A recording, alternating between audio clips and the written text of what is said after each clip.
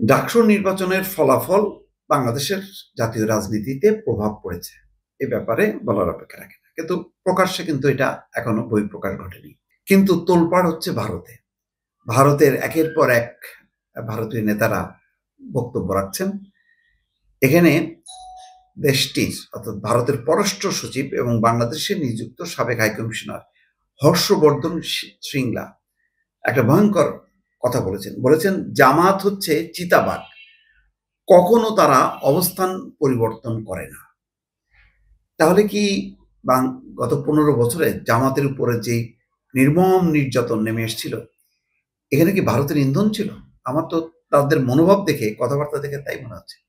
কংগ্রেস নেতা শশী থারুর, তিনিও একটা আতঙ্ক, এত ভয় পেয়ে গেল, এবং সেই ভয়টা তারা কিন্তু মানে অপ্রকাশ্য রাখেনি, এবং এই ডাকসু নির্বাচনের পর তারা আরো আতঙ্কগ্রস্ত হচ্ছে। তিনি বাংলাদেশের নির্বাচন নিয়ে সেখানে এক আলোচনা হয়েছে ভারতে, সেখানে বলছেন এটি একটি চিতাবাঘ যা কখনো তার অবস্থান পরিবর্তন করে না।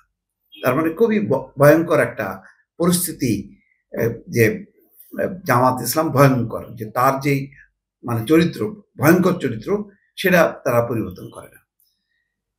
ইন্ডিয়া ইন্টারন্যাশনাল সেন্টারে আমরা কি বাংলাদেশ নির্বাচনের জন্য প্রস্তুত, এই শীর্ষক আলোচনায় বলছেন বাংলাদেশ এবং অন্যান্য প্রতিবেশীদের সঙ্গে ভারত সহযোগিতামূলকভাবে কাজ করতে প্রতিশ্রুতিবদ্ধ থাকলেও দেশটিকে তার মূল স্বার্থের বিরুদ্ধে কাজ করে এমন যে কোনো ব্যবস্থার বিরুদ্ধে সতর্ক থাকতে হবে। জামাতের প্রসঙ্গে বলছেন স্বাধীনতা যুদ্ধের সময় পাকিস্তানি সেনাবাহিনীর সহায়ক বাহিনী হিসেবে এই সংগঠনের ভূমিকা ছিল, যখন হিন্দুদের বিরুদ্ধে গণহত্যা সহ নৃশংসতার অভিযোগ আনা হয়েছিল। ভারত প্রতিবেশীদের আভ্যন্তরীণ বিষয়ে হস্তক্ষেপ না করার নীতি সম্মান করে জানান মানে বাংলাদেশের এই সাবেক এই রাষ্ট্রদূত। তবে তিনি বলেন যেসব দেশের সঙ্গে ভারতের সীমান্ত রয়েছে সেখানে সম্পূর্ণ অভ্যন্তরীণ বিষয় বলে কিছু নেই।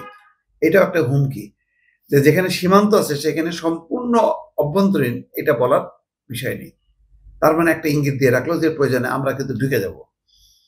ঢাকা বিশ্ববিদ্যালয় শিবির সমর্থিত প্যানেলের নিরঙ্কুশ জয় সম্পর্কে বলছেন জামাতের ছাত্র সংগঠনটি সম্প্রতি ঢাকা বিশ্ববিদ্যালয়ের ছাত্র সংসদ নির্বাচনে জয়লাভ করেছে। 1971 সালে বাংলাদেশের স্বাধীনতার পর থেকে কোনো ইসলামপন্থী গোষ্ঠীর মানে এই ধরনের বিজয়ী প্রথম।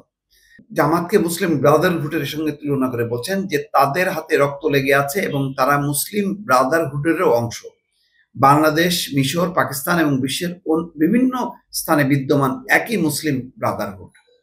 তিনি সতর্ক করে বলেন জামাত আসন্ন নির্বাচনে শক্তিশালীভাবে পারফর্ম করতে পারে, সেই সম্ভাবনা এবং বর্তমান পরিস্থিতি ভারতের বিপদের কারণ হতে পারে বলেও জানান তিনি। তার মানে এখন বিএনপি নিয়ে তাদের চিন্তা নেই, চিন্তা হচ্ছে জামাত। তাদের এই বক্তব্যগুলো আরো মানে জামাতকে শক্তিশালী করার ক্ষেত্রে, তার মানে ভারত যত বেশি বলবে জামাতের বিরুদ্ধে, বাংলাদেশের মানুষ আরো বেশি বলবে যে আচ্ছা ভারত এটা পছন্দ করে না, আমরা এটা আরো পছন্দ করি।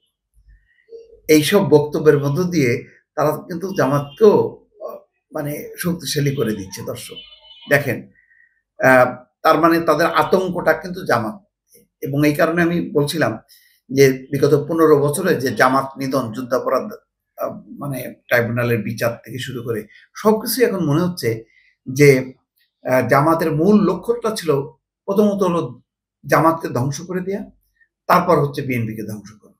এটাই কি ছিল ভারতের নীতি? সেটা কিন্তু আজকে অন্যভাবে তারা প্রকাশ করছে। দর্শক ভালো থাকবেন, আল্লাহ হাফেজ।